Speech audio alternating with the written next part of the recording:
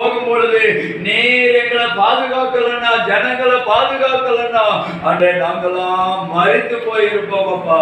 அப்படியா ஆண்டவரே, தமிழ்நாட்டுல, இந்தியாவுல, எங்க வில்லேஜ்ல, மாவட்டத்துல, தாலுகாவுல, ஆண்டவரே, பட்டி தொட்டி கிராமங்கள்ல நடக்கிற எல்லா ஆக்சிடென்ட்களும், எல்லா இரத்த பலி கர்த்தர் நீங்க மாற்றும்படியாக இந்த வேலையில நாங்கள் ஜெபிக்கிறோம் அப்பா.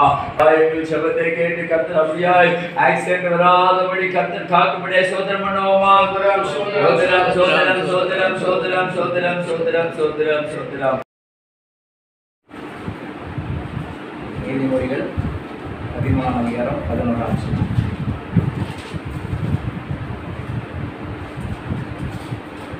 வஞ்சனையால் தேடின பொருள் குறைந்து போகும், கைப்பாடாய் சேர்க்கிறவனோ விருத்தி அடைவான். பாருங்க, வஞ்சனையால் தேடின பொருள் குறைந்து போகும், கைப்பாடாய் சேர்க்கிறவனோ விருத்தி அடைவான். இது பைபிளில் நீதிமொழிகளை சொல்லப்படும். அப்போ இன்னைக்கு நம்ம பார்க்கும் கைப்பாடாய் சேர்க்கிறவன், அதாவது கஷ்டப்பட்டு தன்னுடைய வாழ்க்கையில உழைச்சி முன்னேறுவன் கண்டிப்பாக விருத்தி அடைவான். பைபிள் சொல்லுது, நான் சொல்லலை, பைபிள் சொல்லதான் சொல்லுது. எவன் ஒருவன் தன்னுடைய உழைப்பில் நம்பிக்கை வைத்து ஆண்டவர் சார்ந்து அந்த அவன் உழைக்கிறானோ அவன் கண்டிப்பாக விருத்தி அடைவான். ஆனால் வஞ்சனையாய் வந்த பொருள் குறைந்து போகும்.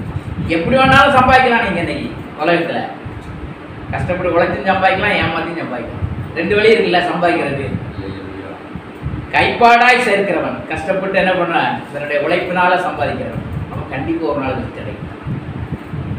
ஆனால் ஏமாற்றி சூட்சமாக பண்ணலாம், பல வழி இருக்கு. இன்னைக்கு ஒரு சில இடங்கள்ல சில பேர் என்ன பண்ணுறாங்கன்னா, இந்த மாதிரி ஒரு இதில் இருக்கிறேன், அப்படி நீங்கள் இந்த மாதிரி தப்பு பண்ணுறீங்கன்னு ஒரு அதிகாரி என்ன பண்ணுறான், வந்து மிரட்டி என்ன பண்ணிடுறான், இல்லைன்னா அந்த மாதிரி நியூஸ் போடுவேன், இந்த மாதிரி என்ன பண்ணுறேன், இந்த இதில் என்ன பண்ணுறேன், யூடியூப்பில் போட்டுறேன் அப்படின்னு சொல்லி என்ன பண்ணுறேன், மிரட்டி காசு வாங்கி போக இருக்கான். எப்படியே அவன் என்ன பண்ணலாம், ஏமாற்றி சம்பாதிக்கிறது. காரணம் என்னன்னு கேட்டால், வஞ்சனையால் வந்த பொருள் குறைந்து போகும். ஆனால் ஒரு நாள் குறைஞ்சிடும், அது ஒரு நாள் என்ன பண்ணும், குறைஞ்சிடும். ஆனால் ஆண்டவருடைய வார்த்தை சொன்னது, இது ஒரு நீதிமொழியில் கூட இன்னொரு வசனம் சொல்லுது பாருங்க. எப்படின்னு கேட்டால், வாரி இறைத்து விருத்தி அடைவார் என்று, பிசினித்தனம் பண்ணியும் வறுமை அடைவார் என்று ஒரு வசனம். பிசினித்தனம் பண்ணி வறுமை அடைவார் உண்டா, அந்த வாரி இறைத்து விருத்தி அடைவார் என்று சொல்லு. அப்போ பிசினித்தனம் பண்ணுறவெல்லாம் என்ன பண்ண முடியாது, இருக்க முடியாது. இப்போ எதுக்கு பிசினித்தனம் பண்ண தெரியாமலே பிசினித்தனம் பண்ணுறவங்களாம் இருக்கிறான் அன்றைக்கி. ஊழியக்காரங்களும் சரி, விசுவாசிகளும் சரி, எதுக்கு என்ன பண்ணல. ஆனால் நம்ம எதுக்காக இந்த உலகத்தில் நம்ம சரீரத்தை நல்லா வச்சுக்கணும். நம்ம சரீரத்தை அவர் சொன்னார், இந்த மாதிரி விஞ்சன நீதிமான, எனக்கு என்னை பார்த்து கூட ஒருத்தர் சொன்னார், நான் ஊழியம் பண்ணுற காலத்தில் விஞ்சன நீதிமான ஆயிடாத அப்படின்னு. ஏன்னா நான் எப்போ பார்த்தாலும் ஜபம் உபவாசனம் அதிகமாக சாப்பிடாமலே இருப்பேன். ஏன்னா வறுமை வீட்டில் இல்லை, நானா இல்லை அதனால என்ன பண்ண, உபவாசம் போடுற வெள்ளிக்கிழமை இல்லாமலே உபவாசம் நிறைய நாள் என்ன பண்ண, உபவாசத்தில் கடந்த நாட்கள் உண்டு இந்த ஊழியத்தில். நானா இல்லை, ஏன்னா சூழ்நிலை அப்படி அமைச்சு, அதனால ரொம்ப உபவாசம் போட்டு ரொம்ப விஜய் நீதிமார் ஆயிடாதீங்கன்னு ஒருத்தர் என்னை சொன்னார். பாருங்க, அதை யோசிக்கும் போது சில பேர் என்ன பண்ணாங்க, ரொம்ப அந்த மாதிரி நீங்கள் விஞ்சின நீதிமான மாதிரி தன்னை நீதிமானாக காட்டுகிற மாதிரி என்ன பண்ணுவாங்க, ரொம்ப உன்னை போல யாரும் கிடையாது அப்படின்ற மாதிரி என்ன பண்ணுறது, பேச்சில் மற்ற காரியங்கள் எல்லாத்தையும் பண்ணுறது.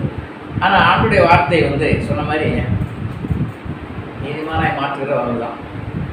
நம்மளால் முடிந்த வரைக்கும் நம்ம என்ன பண்ணணும், சுத்தமாய் வாழ வேண்டும், ஆண்டுக்கு பிரியமாக வாழணும், பிரியமானதை செய்யணும். இப்போ நம்ம தொழில் செய்கிறோம் அல்லது நம்ம ஒரு ஊழியத்தை பண்ணுறோம், ஊழியத்தில் கூட எப்படி வேணாலும் நீங்கள் ஊழியம் பண்ணலாம்.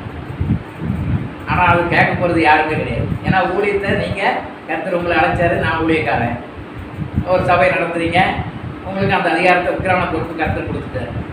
ஆனால் எப்படி வேணாலும் சபையை கட்டலாம். நீங்கள் ஊர்கிட்ட 10 பேர்கிட்ட மாதிரி சபை கட்டுறேன்னு வசூல் பண்ணி கூட சபை கட்டலாம். எப்படியே இல்லை ஜெபம் பண்ணி ஆண்டை தருவான்னு காத்துருந்து கட்டலாம். ஆனால் சபையை கட்டலாம், தப்பு இல்லை. ஆனால் சபையை கட்டுறேன்னு வாங்கிட்டு வீட்டை கட்டுறவங்க உண்டு இல்லையா? அதான் வஞ்சனையாய் வந்த பொருள். இப்போ நானே என்ன எடுத்துக்கலாம், நான் என்ன பண்ணேன், 1995 நான் முழுநேரம் உழைத்தும்போது ரொம்ப கஷ்டம். ஒரு வாடகை சின்ன வீட்டில் இருக்கிறேன், அது பின்னாடி இடம் இருக்குது, 1/2 கிரவுண்ட் இருக்கும். அப்போ நான் ஜெபம் பண்ணி ஆண்டவரே இது போட்டால் கொஞ்சம் நல்லா விசாலமாக ஊழியம் பண்ணலாமான்னு ஜெபம் பண்ணி இருக்கும்போது என்னை பார்க்க வந்து சில ஊழியக்காரங்க வருவாங்க வீட்டுக்கு. ஆனால் ஒரு ஊழியக்காரர் வந்தார், ஏஜி சபை சேர்ந்தவர். இந்த மாதிரி இதில் எப்படி சின்ன இடத்துல இப்படி பண்ணுறீங்கன்னு, வேறு வழி இல்லையா அதெல்லாம் பண்ணிகிட்டு இருக்கேன். முன்னாடி ஒரு கொட்டை மாதிரி போட்டு கொஞ்சம் பண்ணலான்னு பார்க்குறேன், அதுக்கு காசு தேவைப்படும், அதுக்கு ஜெபம் பண்ணிகிட்டு இருக்கேன் அப்படின்னு. சரி எவ்வளோ தேவைப்படும்னாரு. இல்லை அது தெரியல, ஒரு 2000 ரூபா கூட சிம்பிளாக போடலாம் அப்படின்னு. உடனே வாங்கன்னு வர சொல்லி வர சொன்னார். நான் என்ன பண்ணேன், ஜெபம் பண்ணிவிட்டு அன்றைக்கி விடிய காலையில் ஜெபம் பண்ணுறேன். ஆண்டவர் ஒரு வசனம் கொடுத்தார். என்ன வசனம் அப்படின்னு கேட்டால், அது எபேசியரில் 4ஆம் அதிகாரம் 4ஆம் வசனம். கிரியை செய்கிறவனுக்கு வருகிற கூலி கிருபை என்று எண்ணப்படாமல் கடன் என்று எண்ணப்படணும். ஆண்டவர் என்னடா இது, நம்மளுக்கு கடன்லாம் கொடுக்குறாரு ஆண்டவர் அப்படின்றாரு அப்படின்னு இன்னும் போகல. சரி வர சொல்லிட்டார். நேரம் போனேன் அவர் வீட்டுக்கு, அன்றைக்கி போனேன். வாங்கையாடார், நல்லா சாப்பாடெல்லாம் கொடுத்து சொன்ன மாதிரி ஒரு 2000 ரூபா கையில் கொடுத்தாரு. நான் என்ன பண்ணியிருக்கணும், 2000 ரூபா அப்படியே வாங்கி வந்து என்ன பண்ணியிருக்கணும், அந்த அவருடைய ஊழியத்துக்குன்னு சொன்னதை செஞ்சுருக்கணும். நான் என்ன சொல்கிறேன், எங்கள் மனைவி ஒரு பக்கம், இப்போ குழந்தை உடம்பு சரியில்லை, ஏங்க ஆஸ்பத்திரிக்கு போனால் காசு இல்லை, ஆஸ்பத்திரிக்கு போனால் ஒரே தொந்தரவு இல்லை, காசு இருக்குல்ல வாங்கினா உடனே என்ன போனால் ஆஸ்பத்திரிக்கு பார்த்தா அது ஒரு 200 ரூபா காலி. எவ்வளோ பிடிச்சோம், 1200 என்ன பண்ண முடியும், ஓலை தான் வாங்க முடியும். என்ன கொட்டா போட்டு கூலி கொடுக்க முடியாது. கடைசியில் அதையாவது செய்ய வேண்டிய அதை வாங்கி என்ன பண்ணேன், அதை போடவே முடியல. ஏன்னா அது ஓலை கொஞ்சம் சும்மா தட்டு கொந்தல் மாதிரி போட்டு சும்மா பேர். அப்போ நம்ம நிறைவேற்றது பண்ண முடியும். அதுக்கு முன்னாடி என் சைக்கிளை வச்சு என்ன பண்ணேன், அந்த இடத்துக்கு ஒரு மண் வேற அடித்தேன். சைக்கிளில் ஒரு 750 கொடுத்து ஒரு சைக்கிளை என் சைக்கிளை விற்றுட்டேன், மண் அடித்தேன். ஏன்னா கொஞ்சம் தாராளமாக பிள்ளைங்களாம் வந்தால் பண்ணலாம். ஆனால் ஆண்டவர் சொல்கிற வார்த்தைக்கு நம்ம கீழ்ப்படியாமல் போகும்போது அந்த ஊழியத்தை கட்ட முடியாமல் போயிடுச்சு. அப்போ ஜெபிக்கும் போதெல்லாம் கருத்து கேட்ட உடனே கொடுத்தாரு. எதுக்கு கொடுக்குறாரோ அது செய்கிறது இல்லைன்னு. நம்ம எதுக்கு கொடுக்குறாரோ அது செஞ்சால் கண்டிப்பாக கைவிடணும். நான் செய்யலை அன்னைக்கு. அதுக்கு பிறகு ஆண்டவர் ஒரு முறை எனக்கு மறுபடியும் ஒரு அர்த்தம் செஞ்சார். சரி இந்த முறை நீ விட்டுட்ட, ஜெபம் பண்ணிட்டே இருக்கிறியா, ஒரு வருஷமாக கஷ்டத்தை பற்றின ஊழியம் பண்ணுறியா அப்படியே எங்கள் சித்தப்பா ஊரில் வந்து பார்த்துட்டு, என்னடா இதில் இப்படிலாம் கஷ்டப்பட்டு பண்ணுற, இடத்த வாங்கிடுறா அப்படின்னு. எவ்வளோ ஆகும்னு கேட்டார். அப்போது வீட்டுக்காரங்க திடீர்னு சொல்கிறாங்க, அந்த மாதிரி வேணாம் நீங்கள் வாங்கிடுங்க அப்படின்னு. எவ்வளோனா 20,000 ரூபா அப்படின்னு சொல்கிறாங்க. சரி நான் தந்துடுறேன் வாங்கிக்கிறான்ட்டு. அப்போ அதை வாங்கிக்க கூடாதா? கீழ்ப்படுத்தல். ஆண்டவர் சொல்கிறாரு கீழ்ப்படுத்தல். கொடுக்கும்போது ஐயா அது கோயில் இடையா, அது நல்ல பிரச்சனை வரும் அப்படின்னு சொல்லிட்டு என்ன பண்ணேன், சரிடா அப்போ நம்ம பேரில் பேங்கில் போட்டு வச்சுருவேன் போயிட்டுன்னு இந்தியன் பேங்கில் போட்டேன்.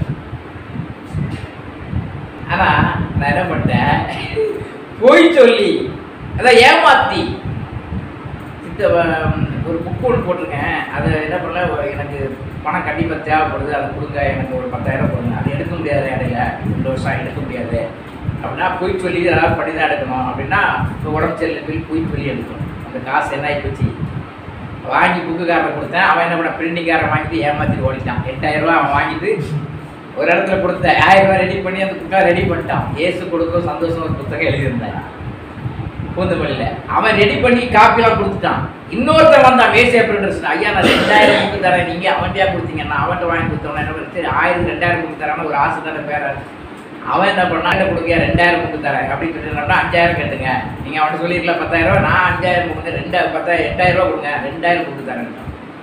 சரி என்ன அவன்கிட்ட கொடுத்தா என்ன பண்ணால் 5000 கொடுத்தேன். மறுபடியும் இன்னும் உருளை உடஞ்சி போச்சு, அது உடஞ்சி போச்சுன்னு ஒரு 2000 வாங்கினேன். 7,000 8,000 வாங்கிட்டு ஒரு சும்மா ஒரு 3 பண்டல் அடிச்சுட்டு ஒரு 8 12 பக்கம் அடிச்சுட்டு, ஐயா மறுபடியும் காசு தான் கொடுங்க, என் காசை வாங்கி வேறவனுக்கு அடிச்சு விட்டான்.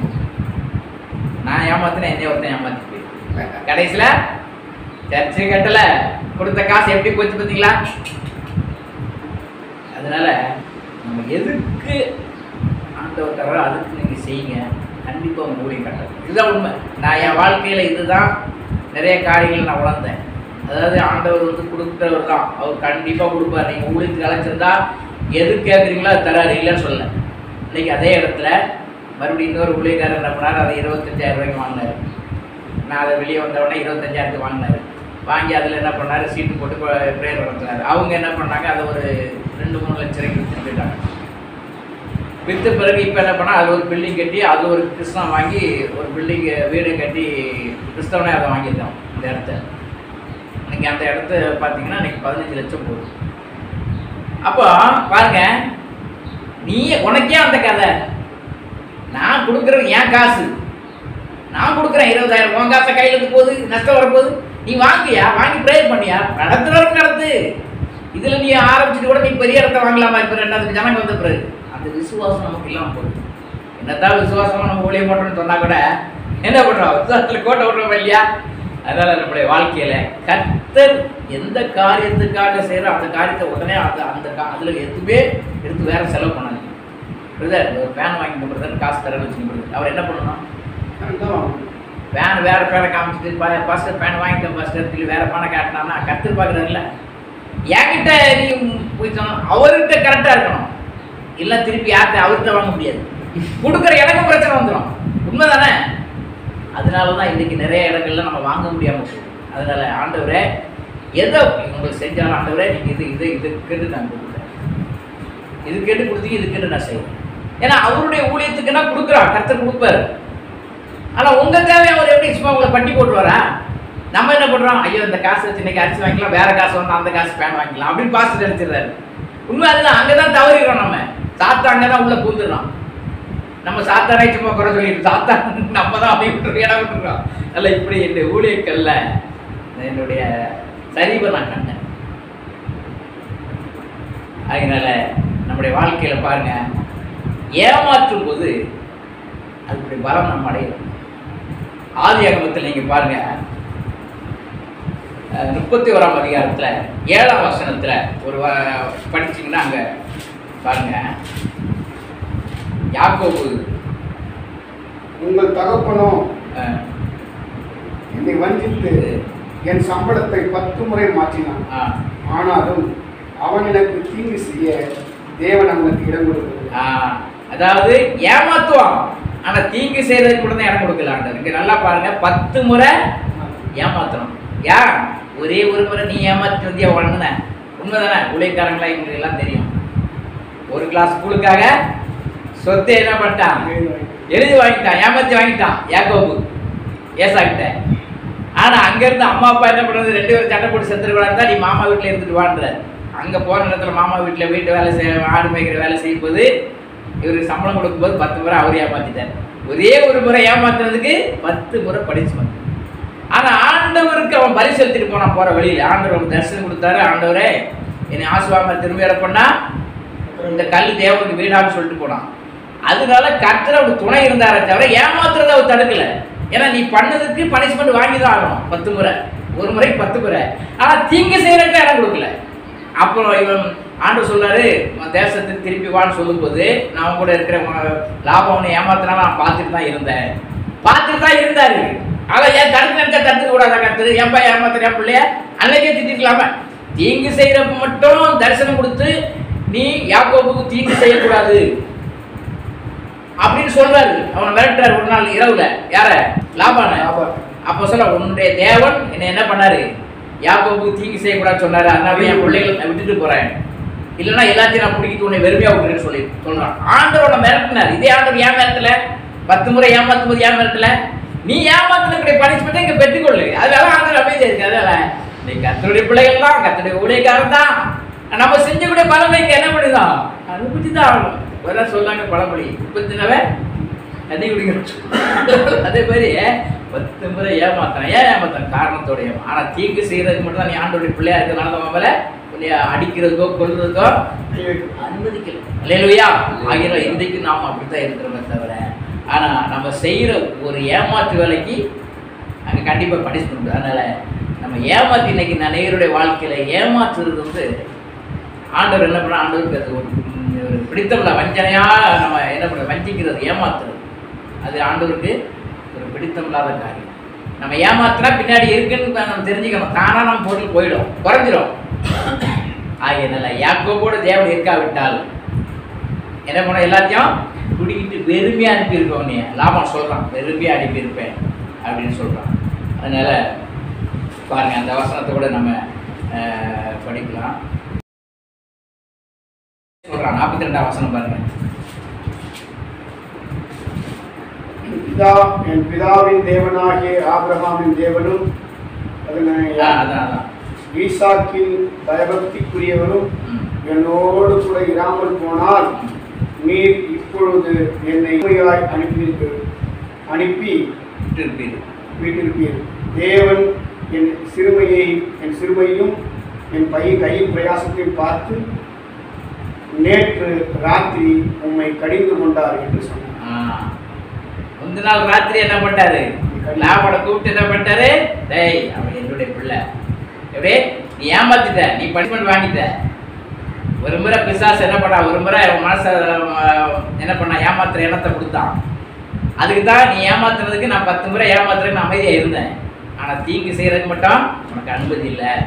அதனால நீ நன்மையே தீமையே பேசக்கூடாதுன்னு சொல்லிட்டு அந்த அந்த வசனத்தை கூட பாருங்க, 29 வசனத்தை விடலாம் பாருங்க.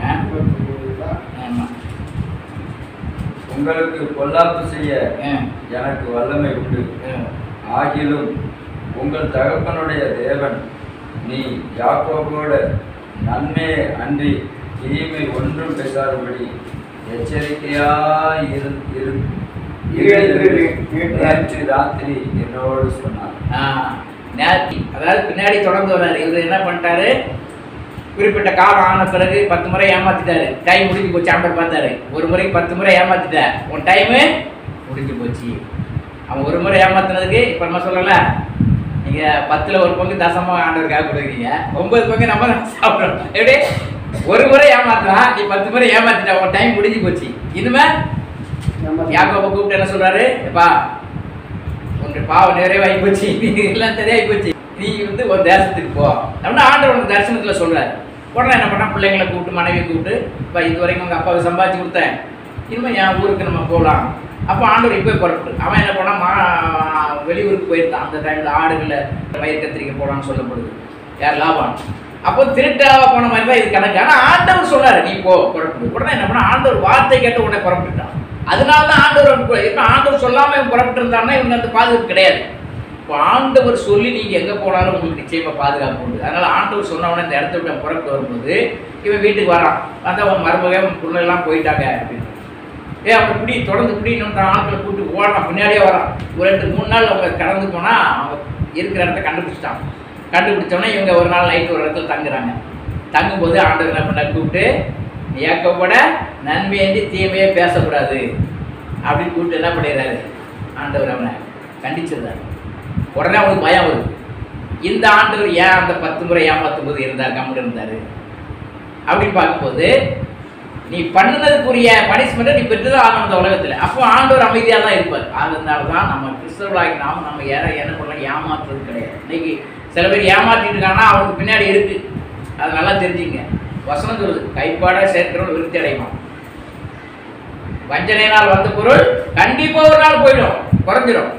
ஏமாத்தினா பாருங்க, இவன் ஏதோ ஆடு மேய்ச்சி குழைச்சி கஷ்டத்தில் சிறுமையில் அப்படியே பண்ணாலும் அதை என்ன பண்ணா, வரி உள்ள ஆடுலாம் உனக்குப்பா, புள்ளி உள்ள ஆடு எனக்குன்னு சொல்லிட்டு நிறைய எந்த குட்டி பிறகுதோ அதெல்லாம் எனக்குன்னு சொன்னேன் அப்படின்னு மாற்றிடுவான். இப்படி தான் ஏமாத்தினான் விழாவாள். நீ ஏமாத்தினுடைய பலனே என்ன பண்ற, உன் சம்பளத்தை அவன் ஏமாத்திட்டான். இப்படித்தான் நம்ம வருமானங்கள்லாம் ஏமாத்திட்டு இருக்காங்க. நல்லா உடணும். நாம ஒருத்தரை ஏமாத்திருந்தா சாத்திரம் நம்ம பின்தொடர்ந்து என்ன பண்றோம், ஏமாத்துறது. அப்போ ஆண்டவர் பார்த்துட்டு தான் இருப்பார். அதனால ஆண்டவரை ஏற்றுக்கொண்ட பிறகு ஆண்டவரையும் ஏமாற்றக்கூடாது, என்ன பண்ணக்கூடாது, நம்ம மற்றவர்களையும் நம்ம ஏமாத்துறதுக்கு நம்ம முயற்சிக்கூடாது. எனக்கு கையில் வர்ற வருமானத்தில் சந்தோஷமாக இருக்கேன், ஆண்டவருக்காக என்ன முடிஞ்சது கொடுப்போம், முடிஞ்சால் மற்றவங்க கொடுப்போம். இல்லைன்னா கர்த்தருக்கு மாத்திரம் கொடுத்தாலே அவர் சந்தோஷமாக தான் வச்சுருப்பார். என்ன சொல்கிறது, மற்றவங்க கொடுக்குற அளவுக்கு உங்களை மாற்றுவார் கண்டிப்பாக. ஆகியனால இன்னைக்கு உதவி செய்யக்கூடிய எண்ணம் அன்னைக்கு யாருக்கு இருக்கும் அப்படின்னா, உண்மையிலே இந்த பாடுகள் வழியாக வந்த ஊழியக்காரன் தான் கஷ்டத்தில் இருக்கிற ஊழியக்காரர்களுக்கு உதவி பண்ணணும், கஷ்டத்தில் இருக்கிற விசுவாசிகளுக்கு உதவி பண்ணணும். அந்த பாடுகள் வழியாக வராது இருந்தால் அவன் என்ன பண்ண மாட்டான். எவ்வளோ வந்தாலும், எவ்வளோ பணம் சபையில் கஷ்டமாக காணிக்க வந்தாலும், எந்த ஊழியக்காரருக்கும் சபையை கட்டிக்க பிரதர், இந்த ஊழியத்தில் கஷ்டம் வச்சுக்க பிரதர் அப்படின்னு என்ன பண்ண மாட்டான், கொடுக்கவே மாட்டான். ஏன்னா இன்னைக்கு நிறைய இடையிறாங்க. ஆண்டவர் சொல்கிறார்ல, என்ன எல்லாரும் என் நிமித்தம் இன்றைக்கு என் நிமித்தமாக இன்னைக்கு இடல் அடைக்கிறீங்கன்னு சொல்றாரு ஆண்டவர். சீசர்களை பார்த்து என் நிமித்தமாக பேதர் சொல்றான், ஆண்டவரே என்ன ஆனாலும் பரவாயில்ல நம்ம பின்தொடர்வேன் அப்படின்னு சொல்றான். நான் சிலுவையில் தலைகளாக கூட சொல்றான் இல்லையா? ஆனா கடைசியில் என்ன பண்றான்? உயிருக்கு ஆபத்து என்பது மறுதளித்தான் இல்லையா? எனக்கு தெரியாது, சத்தியமா தெரியாது. சத்தியம் பண்ண ஆரம்பிச்சான், சபிக்கவும் ஆண்டவர் பாருங்க. அந்த அளவுக்கு தான் மனித வாழ்க்கை. ஆகினால் நம்ம ஒரு பெரிய நீதிமான் நம்ம மாற்றலாம் முடியாது. ஆனா ஒருவேளை நம்ம செஞ்ச தப்பை இன்னும் உணர்ந்து செஞ்ச தப்பு தான் ஆண்டவரே மன்னிப்பு கேட்டான். அவன் கண்ணில் கண்ணீர் வருது, ஆண்டவர் பார்த்தாரு பேதுருவேன். அதுக்கு பிறகு ஆண்டவர் அவனை தேட்டினார். மறுபடியும் அவனை எடுத்து வல்லமையா அவர் பயன்படுத்தினார். அவர் எடுத்து ஊழியத்தில் பயன்படுத்தினார். அதே மாதிரி அவர் எடுத்து உங்களை பயன்படுத்துவார். ஆனால் நம்ம நீதியில் ஓடணுன்றது ஓட்டெல்லாம் வந்து என்ன பண்ண முடியாது. நம்மளை கூடுமான வரைக்கும் நம்ம கர்த்தர் பார்வைக்கு உண்மையாக இருந்தால் போதும். என்ன சொல்லுது? மனுஷனுக்கு செஞ்சாலும் ஏமாத்தினாலும் கர்த்தர் பார்க்குறாரு. ஆண்டவர் ஏமாத்தான் தான் சொல்கிறாரு, ராயனுடைய ராயனுக்கும் தேவனுடைய தேவனுக்கும் கொடுங்க. ஆனால் சில பேர் அரசாங்கத்தையும் ஏமாத்துறான், கர்த்தரையும் ஏமாத்துறான். சம்பாத்தியத்தில் கர்த்தருக்கு தசமாக கொடுக்கறது இல்லை, அது வரியும் ஏமாத்துறான். ஆனால் ஒரு நாள் மொத்தம் வந்து என்ன பண்ணுறான் அரசாங்கம், எவ்வளோ ஏமாத்திருக்கியா மொத்தத்தை அடிச்சு பார்த்துட்டு என்ன பண்ண கோர்ட் வச்சு என்ன அப்படின்னா மொத்தத்தை பிடிக்கிட்டு தெருவில் விட்டுறான், ஜெயிலே விட்டுறான். அப்போ குறைந்து போகும் ஒரு நாள். வஞ்சனையாக வந்து ஏமாறுகள் என்ன பண்ண ஒரு நாள். ஆனால் கைப்பாடாக சேர்த்து கணக்கு காட்டி அரசாங்கத்துக்கு கட்டுற கணக்கெல்லாம் கரெக்டாக காட்டி வந்து பார்க்கும்போது அது எல்லாம் கரெக்டாக தான் கட்டி வச்சுருக்கான். எல்லா சொத்துக்கும் ஒரு பில்லு இருக்குன்னா ஒன்றுமே பண்ண போயிட்டே இருக்கும். அதுமாதிரி பரலோகத்தில் ஆண்டவர் என்ன பண்ணுவார், இவன் வந்த வருமானத்தெல்லாம் எனக்கு ஒழித்து கர்த்தர் தசமாக கொடுத்தான்ப்பா. இவன் மேலே கை வைக்கிறவங்க அதிகாரம் இல்லை பிசாசை சொல்லி என்ன பண்ணுவாங்க. அது வசனம் இருக்கு இல்லையா, அவங்களுக்கு தெரியும் இல்லையா?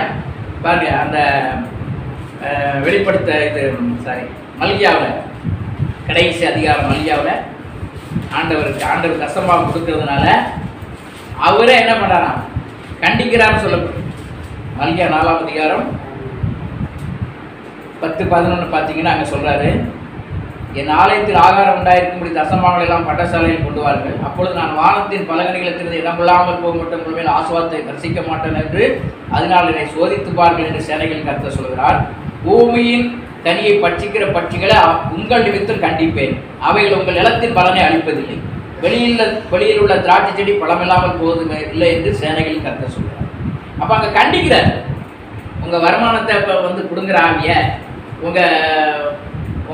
உங்களுக்கு வர்ற வருவாய பிசாசு எப்படியாவது வந்து என்ன பண்ண ஒரு நோயை கொடுத்தோ அல்லது ஒரு பிரச்சனையை கொடுத்தோ செலவு பண்ணி போடுறாங்களா நீங்கள், அதெல்லாம் அவன் என்ன பண்ணுறாரு, அந்த பட்சியை கண்டிக்கிறார். எங்கே போகாத, அவன் இங்கே ஒழுங்காக என்ன பண்ண கப்பை கட்டிட்டு இருக்கான் அப்படின்னு அவரு அங்கிருந்து ஆனது போடுறாரு. அப்போ 2 இடத்துலையுமே நமக்கு சாதகமாக வரும்போது நமக்கு எதிர்ப்பே இல்லை. இன்னைக்கு எதிர்ப்பு எப்படி வருது, யாரையா ஒருத்தர் ஏமாத்திரம் ஒரு பக்கம் வர பிரச்சனை. அதனால் நம்ம கூடுமான வரைக்கும் நம்ம வந்து என்ன பண்ணாக்கி நம்ம அரசாங்கத்துக்கு செலுத்த வேண்டியது, நம்ம அரசாங்கத்தையும் ஏமாற்றக்கூடாது, கர்த்தரையும் ஏமாற்றக்கூடாது. ஆனால் சில பேர் கர்த்தர் கரெக்டாக கொடுப்போம், அரசாங்கத்தை ஏமாற்றிருப்பான். இன்னைக்கு நிறைய பேர் அப்படி இருக்கான். கிறிஸ்தவர்கள் மத்தியில் நீங்கள் பாருங்கள், நிறைய பேரை ஆளுக்கு போய் ஐயா இந்த மாதம் காணி குத்துருவான். இங்கே உலகத்தில் பல பேரை ஏமாற்றி என்ன பண்ணியிருப்பான், ஒருத்தர் அடுத்த குத்து ஏமாற்றி அவன் சேர்த்து வச்சிருப்பான். இது ஏமாற்றி வர்றது தானே. நீ அங்கே கொடுக்கலையே, அங்கே ஏமாத்திட்டியே, அப்போ இங்கே ஒரு இடத்துல விழுந்துடுறிய. ஆனால் இது இருக்கும், கொஞ்ச நாள் இருக்கும், ஆனால் எப்பவும் குறைஞ்சி போகும்னு சொல்ல முடியும் இல்லையா? கருத்து கொடுத்துட்டு இருக்கிறனால ஒரு பக்கம் உனக்கு ஒரு பாதுகாப்பு இருந்துட்டு இருக்கோம். ஆனால் இங்கே ஒரு பக்கம் உனக்கு வைக்கிறதுக்கு இருக்கிறானா வேட்டு, என்னை ஏமாத்தின உன்னை விட மாட்டான்டா. ஏமாத்தின விடுவானா? எத்தனை பேர் என்ன பண்ணுவான், நீ ஏமாத்திட்டு போயிட்டியா, ஒரு 10 பேர் பார்ப்பான் மொத்தமாக சேர்ந்து, இவனை ஒரு நாள் வச்சுக்கிட்டா. இந்த எத்தனையோ அக்கிரமங்கள் உலகத்தில் நடக்குது, பேப்பரில் டிவிலெலாம் பார்க்குது. காசை வாங்கிட்டு கொடுக்காம ஏமாத்தினான்னு சொல்லி வெட்டி போட்டுறானுங்க, ஏதோ பண்ணுறானுங்க பாருங்கள். அதனால் நம்ம சில காரியங்களில் நம்ம வந்து ஆண்டவர் நமக்கு வேதத்தை, அது உலகத்து மக்களுக்கு அந்த அந்த அறிவு ஞானம் கிடையாது. நம்ம வேதத்தில் எல்லாமே இருக்குது. நம்ம வேதத்தை படித்தாலே போதும். ஊழியக்காரங்களும் விசுவாசி வேதத்தை படித்தா போதும். நம்ம பிரசங்கன்றது வந்து இன்றைக்கி நமக்கு வந்து ஒரு ஜெபம் பண்ணுறோம், அவனுடைய வார்த்தை நமக்கு கருத்து கொடுத்து அந்த வார்த்தையை நமக்கு உள்ளதை நம்ம மற்றவங்களுக்கு சொல்கிறோம். ஆனால் வேதத்தை படித்த கர்த்தரை நமக்கு சொல்கிறார். உங்களுக்கே என்ன பண்ணுற கர்த்தர் என்ன பண்ணுவார், இந்த வார்த்தையை ஒவ்வொரு ஊழியக்காரனும் கர்த்தர் வேதத்தை ஒழுங்காக படித்தா எல்லாருமே பிரசங்கம் பண்ணுறவங்க தான். ஒழுங்காக படிக்காதவங்க பிரசங்கம் பண்ண முடியாது. வேதத்தை படிக்கிறவங்களுக்கு பிரசங்கம் அவங்க உலகத்து எல்லாத்துக்கும் பண்ணலாம் பிரசங்கம். வேதத்தை தான் படிக்கணும். வேதத்தை படிக்காவிட்டால் வேதத்தை படிச்சுட்டே இருக்கணும். எத்தனை வரவனாலும் திரும்ப திரும்ப படிச்சுட்டே இருக்கணும். படிக்க படிக்க இது ஒரு பொக்கிஷம். இன்னைக்கு நீதிமொழிகளில் இருக்கிற அத்தனை இதுவும் என்ன பண்ண நிறையா இன்னைக்கு பழமொழிகள்லாம் நிறைய இதில் தான் எடுத்துகிட்டு படுத்துருது. பார்த்தீங்களா? அந்த நீதிமொழிகள் இப்போ எழுதுனதுல எப்போ எழுதுனது என்னதில்லை, ஏசு கிறிஸ்து வர்றதுக்கு முன்னாடி எழுதப்பட்டது. இப்போ ஏசு கிறிஸ்து 2000 வருஷம் ஆச்சு. உங்கள் ஏசு 2000 தான் சொல்லிட்டு இருக்காங்க. இது பைபிள் வந்து எப்போவே எழுதப்பட்டதுன்னு என்ன சொல்லுது? தேவன் எப்போவே மோசையோட பேசின வார்த்தை இது. இஸ்ரேல் மக்களுக்காக பேசின வார்த்தை. ஆக இஸ்ரேல் மக்களை அவர் தெரிந்து கொள்ளும் போது அவர்களுக்கு இந்த கற்பனைகளை கொடுத்தார், கட்டளைகளை கொடுத்தார். ஏன்னா அவங்க நீங்கள் நல்லா இருக்கணும், ஆசுவாமல் இருக்கணும், நான் கொடுத்த கட்டளைகள்லாம் கீழ்ப்படிங்க, இந்த கட்டளை நட அப்படின்னு அவங்களுக்கு கட்டளை கொடுத்தார். அந்த பிரமாணத்தின்படி தான் நம்ம இயேசு கிறிஸ்து என்ன பண்ணார்? நமக்கு அந்த பிரமாணத்தில் தான் நமக்கு பிரமாணங்கள் ஒரு அன்பாயிருங்கள் அப்படின்னு என்ன பண்ணுறாரு? நமக்கு எல்லாருக்கும் அந்த அறிவுரை ஆண்டு சொல்லியிருக்காங்க. நல்ல நம்ம வஞ்சனையாய் தேடின பொருள் குறைந்து போகும், கைப்பாடாய் சேர்க்கிறவங்களோ நமக்கு வர்ற காசு போதுங்க. அந்த காசு நிச்சயமாக நிலையாது. யாரையும் ஏமாத்துற பின்னாடி 10 பேர் 10 இடம் ஏமாத்துறதுக்கு ஒன்று இருப்பான். இதுதான் ஏதோ ஒரு டைமில் நான் யார்கிட்டையோ ஒரு பொய் சொல்லி 50 ரூபா என்னமோ வாங்கிட்டு வந்துட்டேன். 50 ரூபா ஏதோ ஒரு பொய் சொல்லி வாங்கிட்டேன். வாங்கிட்டு வந்து கொஞ்ச நேரம் கழிச்சு டவா டீ படிச்சு 50 ரூபா காலி கேட்டீங்களா? அதுக்கு ஒரு 50 ஒரு 500 வரைக்கும் காலி ஆகிடுச்சு ஒரு டைமில். எனக்கு அப்போ தான் யோசிச்சு பார்த்தேன், ஆஹா இதுக்கு சொல்லி ஏமாற்றி ஒரு 2 காசை இதுக்குன்னு ஏமாத்தினா அதுக்கு தான் செஞ்சுருக்கணும். ஆனால் சாப்பாட்டுக்குன்னு சொல்லிட்டு பஸ் எடுக்க வந்து சொல்லிட்டு வேற எதுக்கு ஏமாற்றி வாங்கி தண்ணி அடிச்சுட்டு வந்தா எப்படி இருக்கும்? அந்த மாதிரி ஒரு சூழ்நிலை இன்னைக்கு இருக்குது. அன்னைக்கு இப்படி தான் நிறைய ஊழியக்காரங்க மத்தியில் நிறைய பேர் மத்தியில் எதுக்கோ போய் சொல்லி வாங்கும்போது அது நிற்காது, அது குறைஞ்சி போயிடும். ஆகினால நம்மகிட்ட இருக்கிறதும் போயிட்டு தான் இருக்குது. 10 முறை நம்மளை பழி வாங்கிடலாம் பிசாசு. ஆகினால நம்ம வேதத்தின்படி நம்ம ஆண்டவரை என்ன பண்ணோம்? பிரியப்படுத்துவோம். அவரை நம்ம யாரையும் ஏமாற்றாதபடி நம்ம வாழ்வோம். நமக்கு உள்ளது உங்களுக்கு உள்ளே போகுதுன்னு தான் நான் முன்னிட்டதில்லை கைவிடுவது சிலர். அதனால் உங்களுக்குள்ளதை நீங்கள் ஆண்டவருக்கு கொடுங்க. என்னக்குள்ளது தான் நான் அந்த ஊழியக்காரர் கூட நான் ஹெல்ப் பண்ண யார்கிட்டையும் எனக்கு இது கொடுங்க. ஆனால் அன்னைக்கு நம்ம பேராயர் வந்து ஒரு 500 ரூபா என்ன பண்ணார்? அவர் ஜிபே பண்ணிவிட்டார். இந்த ஐக்கியத்துக்காக ஒரு தேவை பண்ணி இந்த காடிக்கு ஏற்றுங்க என்ன பண்ண அனுப்பிவிட்டார். நான் அவர்கிட்ட கேட்டேன்னா அப்போ நம்ம கர்த்தர் பார்க்குறாரு இந்த ஊழியத்தை. நம்ம கேட்கவே தேவையில்லை. யாராவது என்ன பண்ணுவாங்க? ஹெல்ப் பண்ணுறதுக்கு ஆண்டவர் அனுப்புவார். ஒரு சாப்பாடு கூட இன்றைக்கி ஒரு காணிக்க நமக்கு சந்தோஷம் தானே. அது நம்ம இல்லாமல் எத்தனையோ முறை ஊழியத்தை பண்ண முடியாமல் எவ்வளோ தடலாம் வந்தாலும் ஆனால் என்ன பண்ணி பண்ணும்போது செய்கிறதுக்கு ஆளுங்க. இப்போ ஒரு ட்ரைனிங் கிளாஸ் அங்கே தாம்பரத்தில் எடுக்கிறேன்னா நீங்களும் அதில் ஒரு கோஆர்டினேட்டர் மாதிரி என் கூட இருங்கன்னு சொன்னார். எதே ரூம்பெல்லாம் கொண்டு காமிச்சார். பார்த்து இன்றைக்கி சாப்பாடெல்லாம் வாங்கி கொடுத்து இன்றைக்கி என்ன பண்ணேன்? அந்த இடத்த ஜெபம் பண்ணிட்டு வந்தோம் நாங்கள் தாம்பரத்தில் அந்த ஐயா. அதே மாதிரி நமக்கு உயர்வு எப்படி வரும்லாம் தெரியாது. நீங்கள் போய் நான் என்னை தலைவராக்குன்னு சொல்லி நம்ம போனால் தலைவராக்க மாட்டான். ஆனால் கர்த்தரே உங்களை ஆக்குவார். தலைவரியா நீங்கள் உண்மையாக இருந்தால் கர்த்தரே உங்களை விட்டு அந்த இடத்துல நிறுத்துவார். ஆகையில் ஆண்டவருக்கு உண்மையாக இருங்க. ஆண்டவர் உங்கள் கை பிரயாசத்தை வாய்க்க செய்வார்.